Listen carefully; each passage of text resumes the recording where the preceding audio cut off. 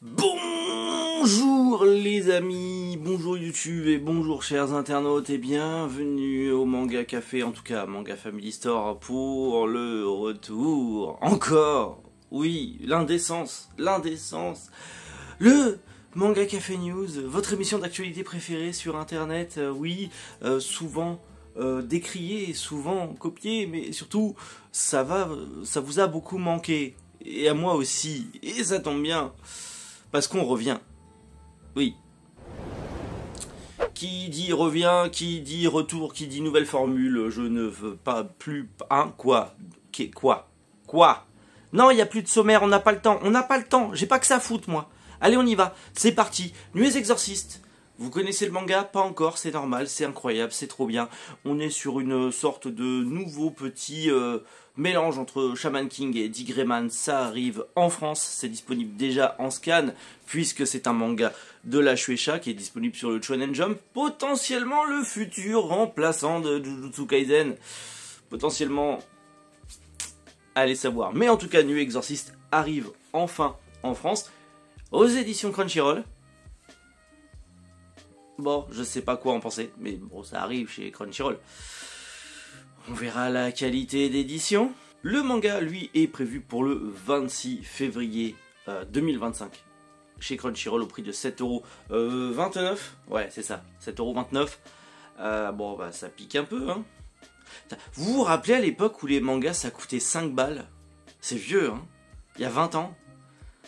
Ah, ça picote l'inflation quand même, hein. Tu m'étonnes qu'on vend de moins en moins de mangas, bordel à cul. Mais bref, Nuées Exorcistes en France, je suis assez content. Je pense pas que ça soit le nouveau shonen de sa génération, mais pour l'avoir lu, pour être à jour, je vous ferai une vidéo un peu plus construite sur le sujet. Je trouve que c'est un bon petit manga, c'est sympathique comme tout. C'est badass, c'est cool, c'est sympa. Les chara-design changent un petit peu, c'est rigolo. Voilà. Donc, je vous en reparlerai bientôt. Hop, tiens, regarde, on va se mettre là, ça va être sympa. On va changer, on va dynamiser le truc, ça va être rigolo. Sanda arrive chez Kiyun, le nouveau manga de Paru Itakagi, en tout cas le dernier manga de Paru Itakagi qui s'est terminé au Japon, arrive enfin chez Kiyun. Si vous ne connaissez pas Paru Itakagi, c'est la mangaka de Beastars et la fille du génialissime Keisuke Hidakagi, qui est le mangaka de Baki. Voilà, parce que je tiens à rappeler ce lien de filiation incroyable. Bon, Sanda, c'est quoi? Grosso modo, le jeune Sanda se fait poignarder par justement une de ses camarades de classe qui le harcèle parce qu'elle est persuadée que c'est le descendant de la lignée du Père Noël, alors que Noël n'existe plus personne n'y croit et que Noël a disparu des radars, en tout cas... plus de traces de l'existence même du Père Noël ou de sa descendance ou de sa famille ou quoi que ce soit. Sauf que elle est persuadée que Sanda est le dernier descendant de la lignée du Père Noël et que elle va le pousser à bout pour qu'il révèle enfin sa véritable identité et qu'il exauce enfin son souhait, c'est-à-dire de revoir sa meilleure amie disparue. Voilà, alors on est encore sur un truc à la fois très mature et à la fois très particulier. Les dessins, vous le voyez, sont... Ouais, ça envoie du pâté, ça envoie du steak. C'est presque à la fois joli et à la fois monstrueux. Je sais pas quoi en penser. Mais très hâte de lire ça, très hâte de rentrer ça en librairie, très hâte de pouvoir vous proposer ça. Ça sort le 23 janvier 2025, voilà, ça sort l'année prochaine. Enfin, bientôt, hein, dans tous les cas, ça sort dans 3 mois. 23 janvier 2025, donc hâte de voir ce que ça va donner et hâte de revoir Paru Itakagi dans un nouveau manga. D'ailleurs, Sanda n'est pas le dernier manga de Paru Itakagi puisqu'elle a lancé un nouveau manga au Japon. Il s'agit de Uchimitsu Gao qui est en prépublication dans le Champion Cross de Akita Shoten. Et alors là aussi on part sur un délire, hein. On part sur un délire. Alors c'est un manga qui vient d'arriver au Japon, hein, donc avant qu'il arrive ici on a le temps, mais on part sur un délire.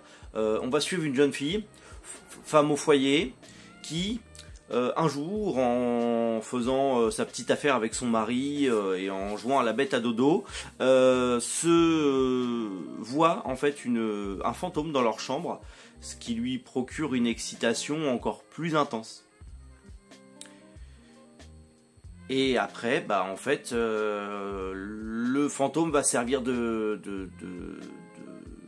entre guillemets, le fantôme va apparaître de plus en plus et va être un petit peu le phénomène érotisant de cette jeune femme et de ses relations charnelles avec son époux.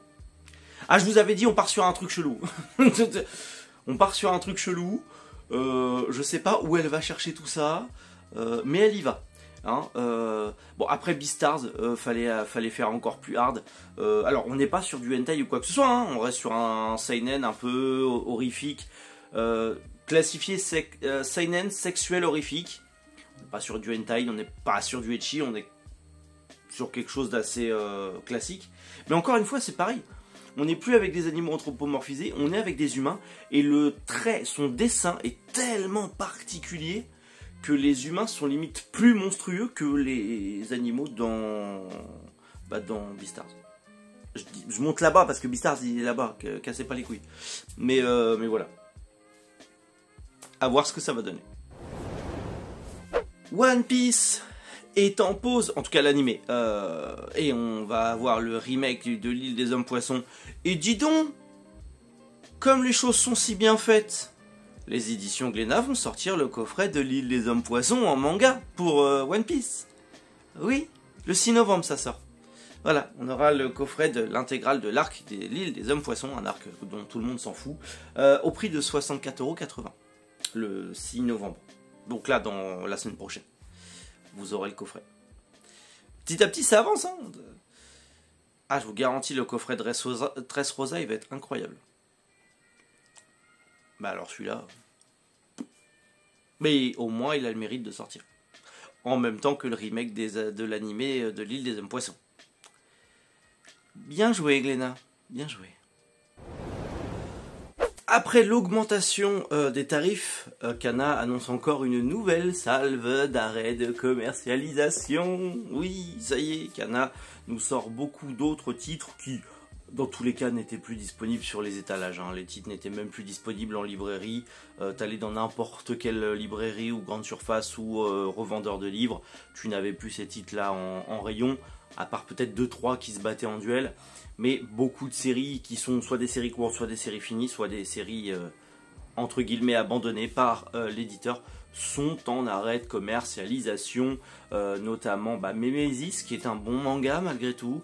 Beat the Vendelbuster, ah là là, Beat the Vendelbuster, quel dommage que ça s'arrête, bordel, surtout que le manga a continué au Japon. Hein. Le manga a continué au Japon, parce qu'ils ont sorti le 13e tome en 2019, mais il y a eu du tome 14 jusqu'au tome 20, je crois, au Japon. Donc ça va, il y en a encore. Il y a un tome qui sort tous les 15 mois à peu près. Il y a un tome par an, on va dire. Il y a de quoi faire. Il pourrait le faire, Kana, du coup. Attends, ils se sont gourés. Beat the Buster, ça reste. Ah bah ouais.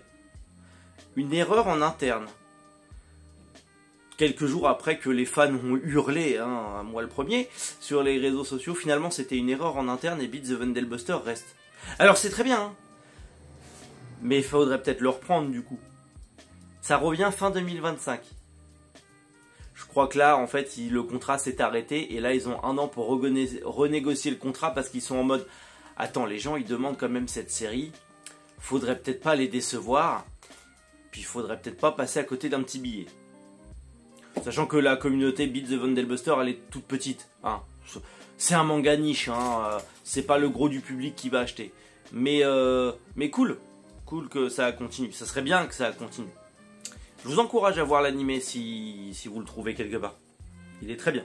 Il est très très cool. Par le mangaka de Dragon Quest, la quête de Dai. Très bon manga. Hâte d'avoir enfin la suite. Surtout le nouvel arc, du coup. Bon bah voilà, manga de... Quoi? Bah t'as pas parlé du parc Naruto. Ah ouais, le parc Naruto, ouais, le parc Naruto. Vous voulez vraiment que je parle du parc Naruto qui va ouvrir au parc Spirou? Enfin, en tout cas, il y a une partie du parc Spirou, un agrandissement, qui va du coup être un parc à thème sur Naruto. Alors, Cocorico, c'est trop bien, c'est en France, c'est génial. Les gars, ça sera pas le même qu'au Japon. Hein. Rêvez pas.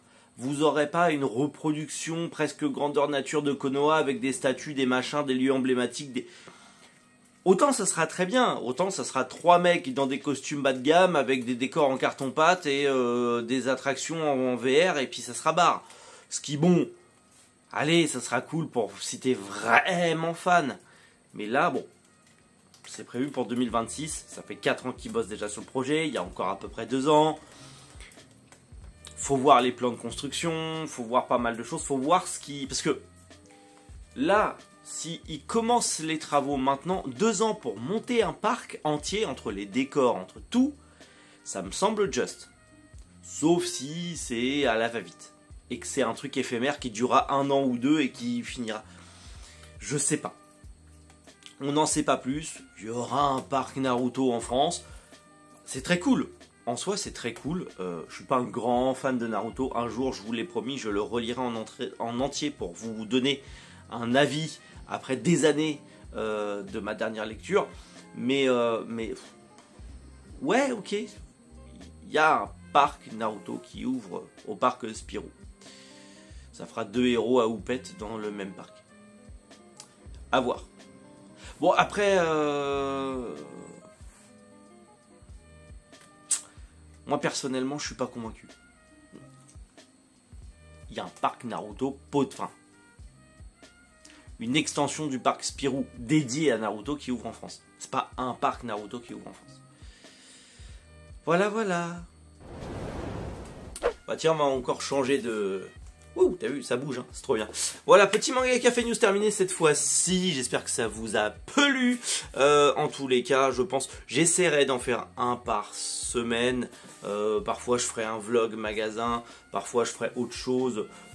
J'ai envie de m'amuser un petit peu sur YouTube, de faire des trucs simples, de vous parler de mes lectures, de vous parler des actus qui m'intéressent et de potentiellement vous faire découvrir des nouveautés.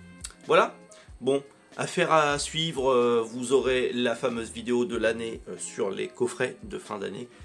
Vous l'attendez, je sais, je vais la faire, no stress.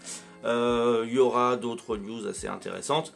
On va traiter aussi de certains sujets et on va parler un petit peu de cette nouvelle année, les nouveaux projets pour cette nouvelle année 2025.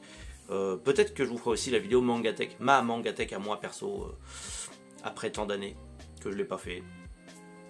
Et voilà. Et prochaine vidéo, je pense que ça sera un achat manga. Parce que... Voilà. Prenez soin de vous, passez une excellente journée. Et à bientôt. C'était Méric. Bonjour les internautes. Ah putain, ça m'avait manqué.